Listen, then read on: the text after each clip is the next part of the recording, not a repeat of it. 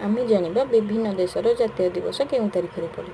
Bharat August 15, England महारानी को जन्म दिवस, Pakistan August 14, Switzerland August 1, Indonesia August 17, Bangladesh होची डिसेंबर 17, ब्रह्मदेश जनवरी 4, ऑस्ट्रेलिया जनवरी 26, इस्राएल मई 14, Nepal Dussehra, Japan April 29, Netherland April 30, America जुलाई 4, कनाडा जुलाई 1, फिलिपाइनस जुलाई 4, फ्रांस जुलाई 14, रूसिया नवेम्बर 7 और 8, चीन अक्टोबर 1, तुर्की अक्टोबर 29, श्याम होची जून 4, इटाली होची जून 4, अफगानिस्तान होची मई 27।